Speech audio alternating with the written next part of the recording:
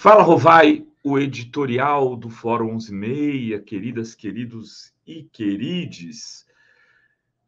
Muita gente está se perguntando o que Lula deve fazer com as Forças Armadas, qual deve ser o caminho do presidente Luiz Inácio Lula da Silva na relação com esse setor que exerce um papel de Estado e que tem um poder das armas.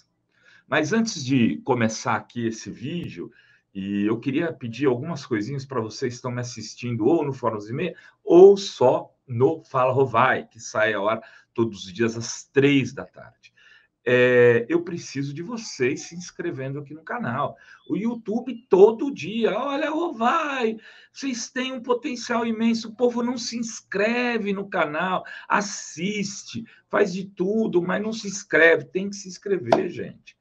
Não custa nada, é só se inscrever. E também você pode, evidentemente, se inscrever, pôr o aviso do sininho lá para notificar sempre. Além disso, se você gostou, você curte, comenta, fala o que achou. E tem ainda o Valeu Demais para quem assiste o Fala Rovai, que é uma cervejinha que você pode doar para a gente continuar fazendo esse bom jornalismo aqui modestamente, que a gente faz há 21 anos pela Fora. Olha só, ontem saiu uma nota, uma matéria, eu não me recordo exatamente que coluna foi, dizendo que os ministros da Defesa, ex-ministros da Defesa de Lula, têm um grupo de WhatsApp. Chega a ser engraçado. Mas estariam lá, o ministro da Defesa, que deveria tomar todos os cuidados do mundo, fala pelo WhatsApp. E estariam lá o Jacques Wagner, o Celso Amorim, o Aldo Rebelo, o Nelson Jobim, não lembro mais quem exatamente, e que eles teriam dado a seguinte recomendação ao Lula: não mexa com o Múcio, Lula. O Múcio está certo. O grande lance é a conciliação. Eu venho batendo nessa tecla que não tem conciliação entre o gato e o rato.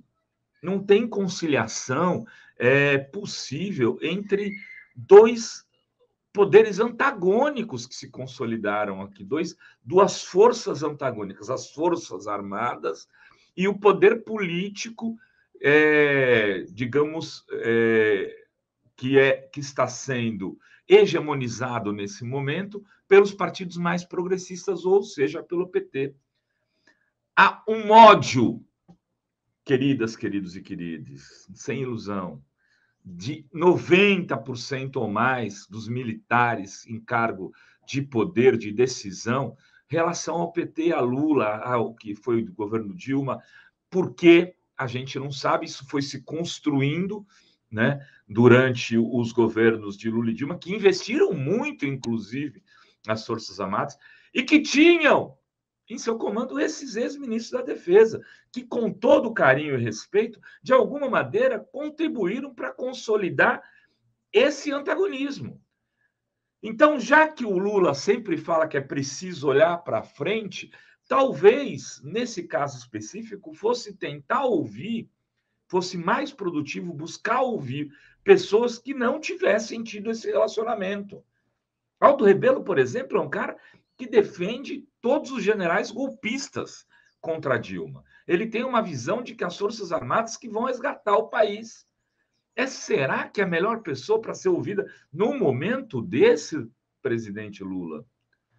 Será que não é o caso de mudar a chavinha, de olhar para o outro lado, né, e verificar quem são as pessoas que não estão alinhadas com o golpismo, que não foram alinhadas desse desgoverno de Bolsonaro e buscar nelas alguém que tenha coragem de fazer a reforma necessária nessas Forças Armadas? Me parece tão óbvio, que não há diálogo possível com os atuais comandantes. Esses precisam ir para a reserva, precisam ir lá ficar lavando pijama e trocando de chinela.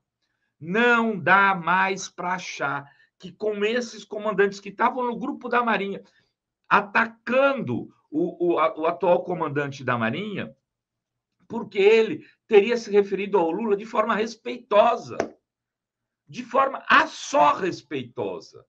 E eles estavam atacando. O que precisa o comandante da Marinha fazer num momento desse? Mandar todos para a reserva, com a benção do Padim de Lula. Então, Padim de Lula tem que dizer assim, olha, pode sim, meta todos na reserva. E se encher o saco, corta os salários. Vamos fazer o que tem que ser feito. E é isso que eu queria começar dizendo aqui. Os militares que tiveram envolvidos nos atos golpistas não podem só ir para a reserva. Eles têm que ser aberto um processo urgente, listando um por um, ou que cometeu insubordinação, ou que tenha mudado as ordens, ou que tenha contribuído nas redes sociais, ou que tenha mandado mensagem para o vizinho, seja o que for, porque militar não existe para isso, né? E provocou um ato de terrorismo no seu país, nas instituições, nos 3 poderes brasileiros, esses caras têm que ser exonerados sem direito a vencimentos, perdendo, inclusive, as suas aposentadorias. É um ato objetivo. O governo, eu não sei como se faz isso, se tem que vir para o Ministério Público, o governo pode provocar, enfim, tem que estar na caderneta do governo essa ação. Tem que ser feito um projeto, alguma coisa no sentido de impedir que militares ocupem cargos públicos quando estiverem na ativa. 2, segundo ponto esse, não dá mais para militarizar um governo como fez Bolsonaro. Isso tem que ser aprovado urgentemente. 3, tem que discutir com os partidos políticos uma forma de impedir que militares que estejam ocupando, estejam ativos, possam se candidatar. Que eles tenham que sair do cargo que estão, os juízes idem, e ficar no mínimo 5 anos afastado das suas funções de Estado, para aí sim buscar disputar um cargo público, se assim o desejarem. Larga a toga, larga a farda, 5 anos depois você pode sair candidato. Não pode ficar fazendo joguete. Eu sou juiz, saiu candidato, eu o julgo com a caneta do candidato. Ou então eu ajo militarmente usando as armas em defesa dos meus interesses políticos partidários. Isso é absurdo, é absurdo. E não dá para errar, não dá para errar, gente. Olha só, eu estava aqui olhando, eu tinha essa memória de que o Orbán tinha sido presidente. Ele foi presidente durante 1998, o Viktor Orbán da Hungria, por 4 anos, de 98 a 2002. Já fez um governo de caráter neofascista e extremista. Foi derrotado. Como os políticos que vieram depois dele erraram a mão, não desmontaram o arcabouço extremista, ele volta em 2010 e está até hoje no poder. Ou seja, né? E aí o que ele fez? Ele modificou totalmente a legislação eleitoral para benefício próprio, e hoje é um ditador na Hungria. E hoje a Hungria é um país de políticas e práticas neofascistas. A gente quer isso? A gente quer um governo Lula mais ou menoszinho assim, com as Forças Armadas, para que permita que daqui 4 ou 8 anos Bolsonaro, um dos seus filhos, ou a Fraquejada, ou a Michele, ou quem quer que seja, um desses coronéis, volte e transforme o Brasil numa ditadura de fachada, né? Que eles fazem uma ditadura real e transformam numa democracia de fachada. Por quê? Não, porque tem eleição. Tem eleição, mas a eleição é a eleição que você modifica todos os colégios eleitorais, cria uma legislação benéfica, onde Santa Catarina vai valer mais do que uma Bahia. Que é isso que se faz hoje na Hungria. Né? A lei permite com que Orbán vai ganhar sempre a eleição. Vai ter que ter uma revolução para derrubá-lo. Só que não vai ter, sabe por quê? Porque as Forças Armadas estão com ele e estão garantindo o poder a ele. Essas forças armadas brasileiras, do jeito que se constituem, precisam ser derrotadas. Ah, mas é preciso a conciliação, eles vêm com a gente depois. Vocês acreditaram nisso em 2016 e deu no que deu, né? E o momento era muito melhor. Lula teve uma relativa tranquilidade nos seus 8 anos de gestão com as Forças Armadas. Ali na Comissão da Verdade é que as coisas começaram a degringolar um pouco, mas aí chegou em 2014, 2015, elas estavam completamente azedas. E mesmo assim, ex-ministros da Defesa, como Aldo Rebelo, dizem: confie nas suas Forças Armadas. E são esses que agora se arvoram a conselheiros do rei. É esse tipo de conselho que Lula precisa. Lula, então, vai fazer de novo uma conciliação impossível. Evidentemente que os caras vão ficar fazendo de conta que está tudo bem, até a hora que eles puderem dar o bote. O país entra, o país vai ter dificuldades, vai ter crise, vai ter problemas. Não vai ser um governo só de maré alta. Olha, tudo lindo e tranquilo. Não, vai ter maré baixa.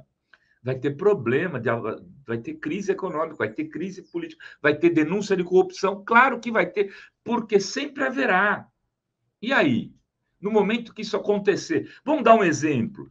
Se uns pastores no MEC forem pegos com a Bíblia cheia de dinheiro, pois é, no governo Bolsonaro não aconteceu nada. No governo Lula, isso vai se transformar numa crise política majestosa.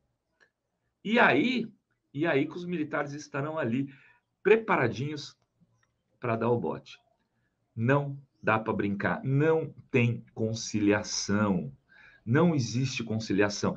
É fazer com que eles cumpram a cartilha para a qual eles são pagos, contratados, a defesa contra inimigos externos, né? E obediência hierárquica ao chefe do poder eleito pelo povo.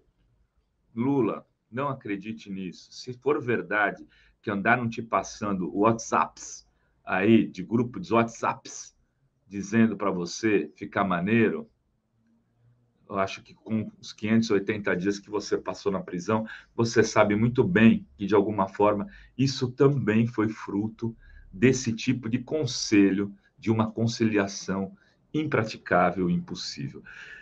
Era isso que tínhamos para hoje nesse Fala Rovai, queridas, queridos e querides. Beijos, beijos e beijos. Ficamos por aqui.